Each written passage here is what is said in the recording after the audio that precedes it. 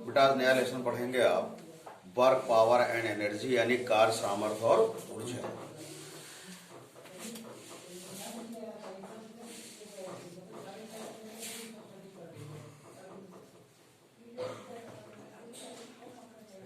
कार्य क्या होता है बेटा? किसी वस्तु पर बल आरोपित करने पर, यदि किसी वस्तु पर बल आरोपित किया जाए और बल आरोपित करने पर वस्तु बल की दिशा में विस्थापित हो जाती है तो कार्य का होना पाया जाता है। यदि किसी वस्तु पर बल आरोपित करने पर वस्तु बल की दिशा में विस्थापित हो जाए तो कार्य का होना पाया जाता है। इसे हम W से निरूपित करते हैं। और ये एक राशि कैसी होती है? ये अदिश राशि है। कैसी राशि है? अदिश राशि है। मात्रक, इसका मात्रक होता है बेटा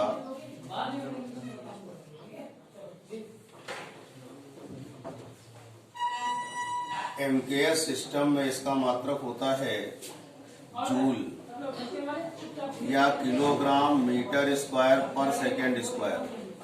और CGS में होता है बेटा, CGS मतलब हो गया ये मीटर किलोग्राम सेकेंड सिस्टम है। ये CGS यानी gram centimetre gram second system है। इसमें इसका मात्रक होता है अर्ग। क्या होता है? अर्ग। ये होता है ग्राम सेंटीमीटर स्क्वायर प्रति सेकेंड स्क्वायर।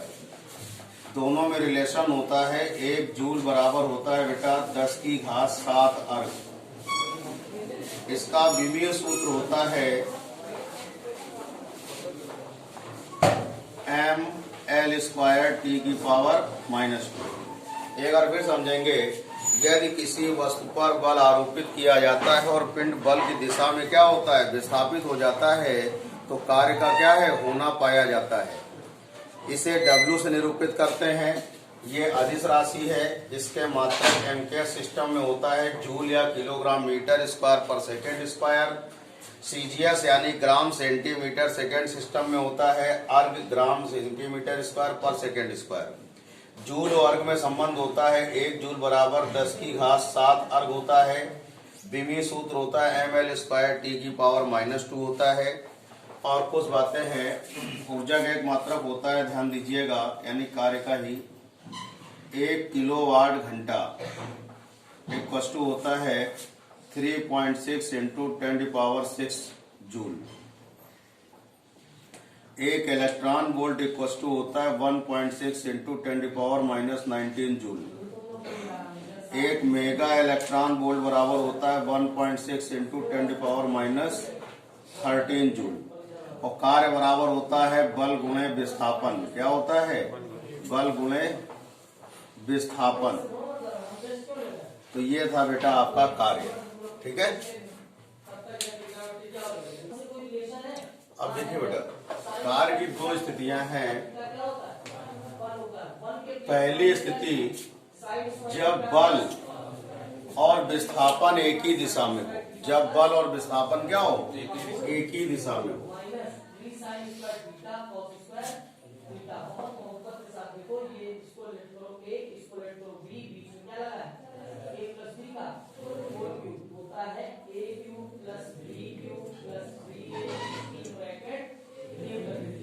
देखिए, जब किसी पिंड पर बल आरोपित करिए और बल और विस्थापन दोनों एक ही दिशा में हो तो वहां पर कार्य बराबर होता है बल गुणे क्या होता है? विस्थापन।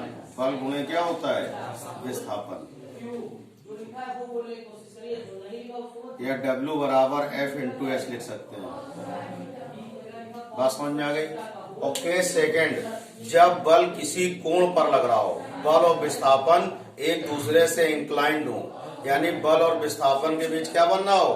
कोण बनना हो। जैसे ये स्थिति आएगी,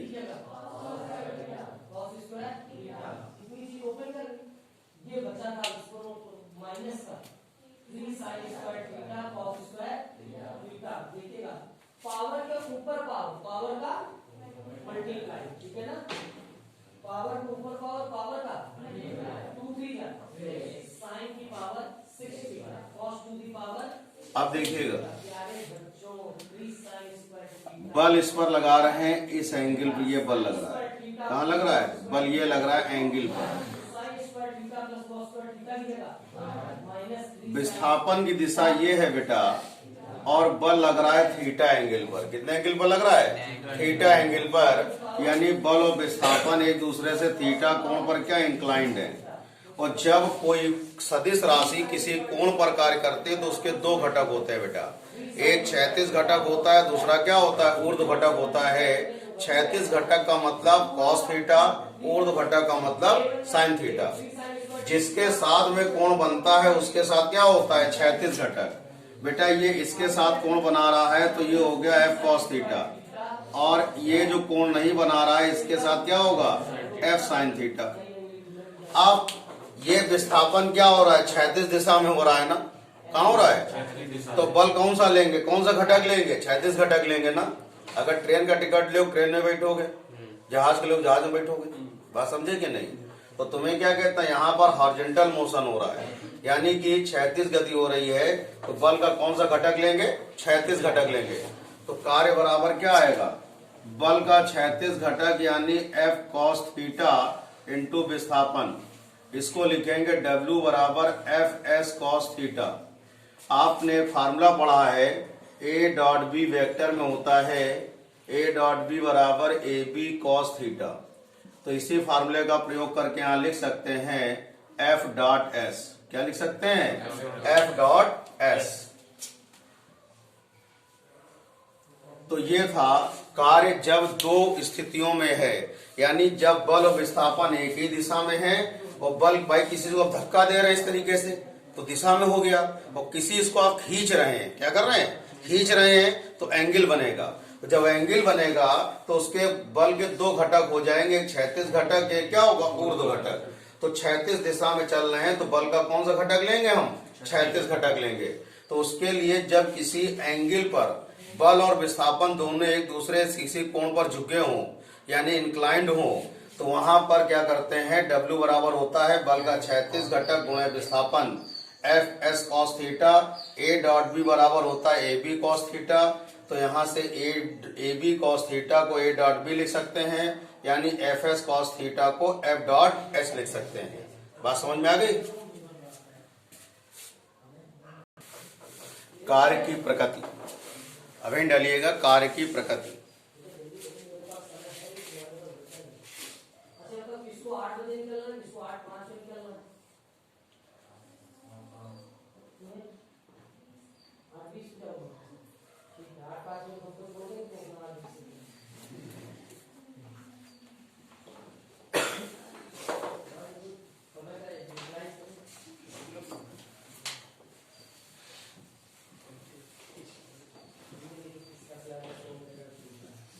देखो बेटा, यदि बल और विस्थापन के बीच का कोण जो है वो 90 अंश से कम है। यदि बल और विस्थापन के बीच का कोण क्या है? 90 अंश से कम है। अगर 90 अंश से कम होगा तो कार्य कैसा होगा? धनात्मक होगा। यदि बल और विस्थापन के बीच का कोण 90 अंश से कम होगा तो कार्य कैसा होगा? धनात्मक होगा। बात समझ में आ गई? और ये क्या है? जैसे किसी वस्तु को आप धक्का देते हैं, किसी गाड़ी को धक्का दे रहे हैं, तो उस अवस्था में एंगल क्या होगा? 0 डिग्री होगा। क्या होगा? 0 डिग्री होगा। किसी को हम खींच रहे हैं किसी वस्तु को, तो वहां भी कार्य कैसा होगा? धनात्मक होगा। केस सेकेंड,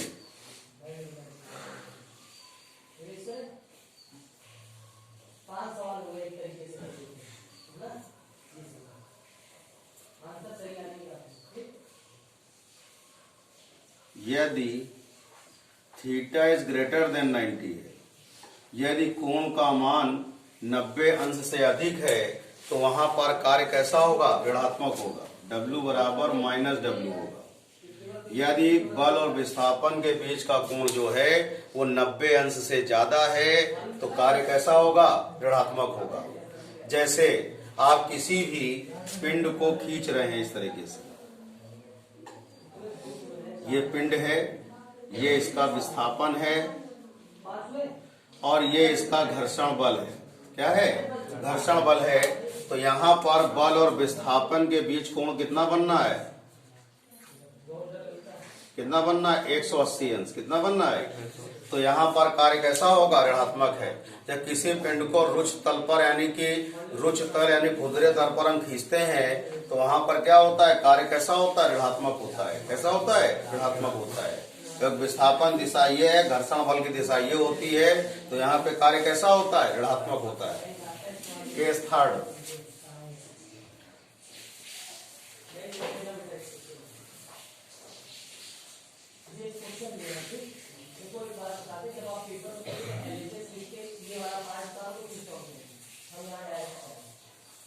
ये a है, ये क्या है, g, a प्लस b का होल, बोलो क्या होगा, a square plus b square plus 2a। यदि थीटा बराबर 90 डिग्री होगा तो W बराबर क्या होगा, 0। यदि बल और विस्थापन के बीच का कोण कितना है, 90 अंश है, तो वहां पर क्या होगा, वहां पे कार्य 0 होगा। तो cos 90 कितना होता है, 0 होता है। cos 90 कितना होता है, 0 होता है। तो अब देखिए उदाहरण क्या है, जब कोई पिंड वृत्तीय गति करता है तो वृत्तीय गति करते समय विस्थापन और बल के बीच कोण कितना बनता है, 90 अंश। तो कार्य क्या होता है, 0 होता है। बात समझ में आ गई।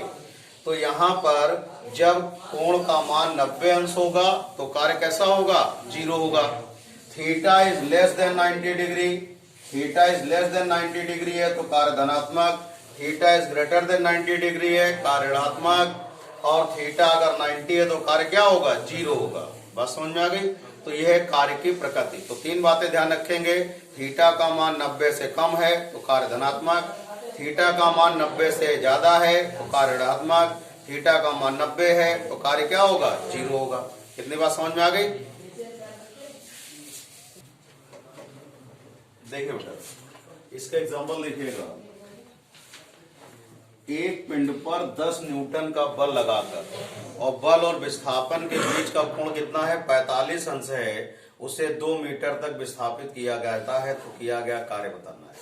क्या बताना है, किया गया कार्य। तो यहाँ पर कोण कितना दिया है बेटा, 45 अंश। F बराबर दिया है 10 न्यूटन, विस्थापन दिया है 2 मीटर। तो W बराबर ज्ञात करना है। एक पिंड पर 10 न्यूटन का बल लगाकर 2 मीटर तक विस्थापित किया जाता है और बल और विस्थापन के बीच का कोण कितना है, आपका 45 अंश है। तो W बराबर यहाँ पर होगा FS cos 45 डिग्री। 10 गुणे कितना हो जाएगा तुम्हारे पास, 2 गुणे cos 45 की वैल्यू 1/√2। तो ये हो जाएगा 10 इंटू, इसको लिखेंगे √2 into √2 upon √2, cancel. W equal to आएगा 10√2 जूल।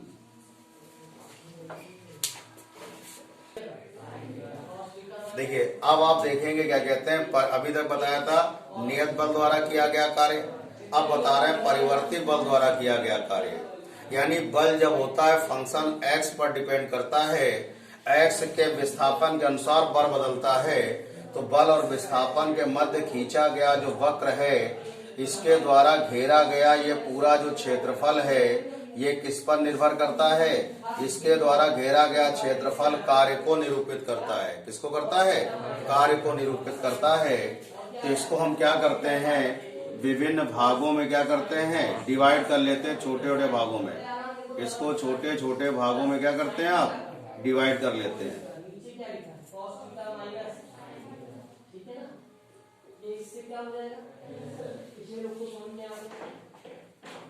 इसको तो आप इस तरह से वक्र दिखा सकते हैं इसका।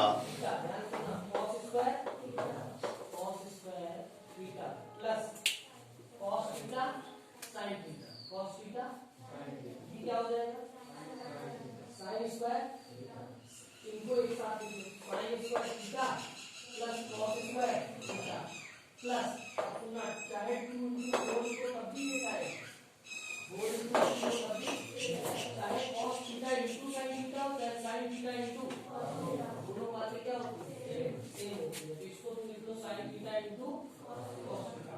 ये आ गया वक्र, ठीक है, ये वक्र हुआ। ये P पॉइंट है, ये आपका Q पॉइंट है। ये आपका ए पॉइंट है, ये बी पॉइंट है, ये आपके पास x1 है और ये क्या है x2 है। तो यहाँ पे हमने एक एलिमेंट ले लिया स्मॉल a, b, c और d। ये जो स्मॉल एलिमेंट हमने लिया हुआ है इसके द्वारा जो घेरा गया क्षेत्रफल है, इसके द्वारा घेरा गया क्षेत्रफल देखिए, तो यहाँ पे ये x से पूरा शो कर रहा है और इस पॉइंट पे मान लीजिए फोर्स कितना है आपके पास F है और ये डिस्टेंस कितनी है मान लीजिए dx है। कितनी है dx। तो इसके द्वारा जो घेरा गया क्षेत्रफल, इसके द्वारा जो घेरा गया क्षेत्रफल है, तो इसके द्वारा किया गया कार्य पहले हम निकाल लें। तो इसके द्वारा किया गया कार्य क्या होगा, dw इक्वल टू आएगा, ध्यान दीजिएगा, ABCD का क्षेत्रफल। तो dw क्या होगा, F इंटू क्या होगा dx आएगा। कितना आ जाएगा dx। तो बेटा हमने इसका क्षेत्रफल, इसका कार्य निकाल लिया। अब यहाँ पर ये डिस्टेंस कितनी है x1 है, ये x2 है, तो ये लोअर लिमिट हो जाएगी और ये क्या हो जाएगी अपर लिमिट हो जाएगी। तो कुल किया गया कार्य W बराबर क्या आएगा, x1 lower limit, x2 upper limit और f dx आ जाएगा। कितना आ जाएगा f dx आ जाएगा। तो इस तरह से क्या कहते हैं, परिवर्ती बल द्वारा किया गया कार्य क्या करते हैं आप, ज्ञात करते हैं। बात समझ में आ गई। पहले इसकी बाइक जब वक्र खींचते हैं, जैसे x और बल के बीच वक्र खींचा आपने, तो इनके बीच में खींचे गए वक्र द्वारा घेरा गया जो क्षेत्रफल है ये कार्य को निरूपित करेगा। तो बल गुणे क्या होता है, विस्थापन होता है। तो यहाँ पे हमने आयत ABCD ले लिया जिसकी चौड़ाई कितनी dx है, लंबाई कितनी होगी f होगी। देखिए ये तो यहाँ से क्या कहते हैं, इसका क्षेत्रफल मैंने निकाला तो सूक्ष्म कार्य को निरूपित कर रहा है। अब इसकी लोअर लिमिट x1 है, अपर लिमिट कितनी है x2 है, तो लिमिट लगा के इंटीग्रेशन कर देंगे तो टोटल कार्य हमको क्या होगा पता चल जाएगा। तो परिवर्ती बल द्वारा किया गया कार्य क्या करते हैं आप, इस प्रकार से ज्ञात करते हैं। बात समझ में आ गई। एक कण पर ये बल आरोपित किया जाता है F बराबर 5 - 3x + 2x स्क्वायर, और कण जो होता है सच में 0 से x बराबर 4 तक चलता है। कहाँ चलता है, x बराबर 0 से x बराबर 4 तक चलता है। तो किया गया कार्य आपको क्या करना है, W बराबर ज्ञात करना है। तो यहाँ से W बराबर फार्मूला क्या होता है, x1 x2 f dx, यही तो होता है बेटा। अब देखो यहाँ लोअर x1 की वैल्यू कितनी दी है 0, x2 कितना दिया है 4, तो W बराबर कितना होगा 0 से 4 लिमिट लगाएंगे, f की value -5 - 3x + 2x square into क्या होगा dx। अब इनको अलग अलग कर लेंगे हर पद को, तो आपको आसानी रहेगी हल करने में। इसमें हर पद को क्या करोगे, अलग अलग कर लोगे। तो W बराबर आएगा 0 to 4 5 dx minus 0 to 4 3x dx plus 0 to 4 2x square dx आ जाएगा। अब देखो बेटा, केवल फंक्शन ही अंदर रहता है। कौन रहता है, केवल फंक्शन ही अंदर रहेगा। ये अंदर रहेगा, ये अंदर रहेगा और ये अंदर रहेगा। बाकी टर्म क्या कर दोगे, बाहर कर देते हैं। तो 5 0 to 4 dx -3 0 to 4 x dx plus 2 into 0 to 4 x square dx। बेटा dx का इंटीग्रेशन क्या होता है, x होता है। dx का कितना होता है, x। तो यहाँ पर यह आ जाएगा w इक्वल टू कितना हो जाएगा 5 और ये होगा x 0 to 4। अब देखिए x है तो इसके लिए क्या होगा, फार्मूला होता है x की power n equal to x की पावर n + 1 अपॉन n + 1। यहाँ x की पावर कितनी है, 1 है, कितनी है, तो यहाँ इंटीग्रेशन कितना होगा 1 + 1 अपॉन 1 + 1 यानी x स्क्वायर अपॉन 2। तो यह आ जाएगा plus 3 upon 2 x square 0 to 4 minus है प्लस। अब यहाँ पे x स्क्वायर है तो क्या होगा बेटा, x की पावर 2 + 1 अपॉन 2 + 1 यानी कि x³ अपॉन 3। तो यह आ जाएगा 1 अपॉन 3 और ये कितना दिया हुआ है 2 दिया है 2/3 इंटू एक्स क्यूब 0 to 4। अब लिमिट कैसे लगाते हैं, लिमिट कैसे अप्लाई करते हैं, ये बात समझ में आई बेटा सभी की नहीं आ गई। अब देखिए लिमिट कैसे अप्लाई करते हैं। अपर लिमिट माइनस क्या होता है लोअर लिमिट। अपर मतलब एक बार x की वैल्यू ये रखोगे, एक बार x की वैल्यू ये रखोगे। अपर लिमिट माइनस क्या हो गया lower limit -3/2। Upper limit lower limit और प्लस 2/3 अपर लिमिट माइनस क्या हो गया लोअर लिमिट। अब इसको सॉल्व करिए, ये कितना हो गया 20 -3/2 इंटू कितना हो गया 16 और ये हो गया +2/3 इंटू ये कितना हो गया 64। कितना हो गया 64। अब इसको क्या करेंगे आप सॉल्व कर लेंगे, कितना होगा 8। तो W = 20 - 3 +2/3 इंटू क्या होगा 64। अब इसको सॉल्व कर लेंगे तो टोटल बर्डन क्या होगा मिल जाएगा आपको।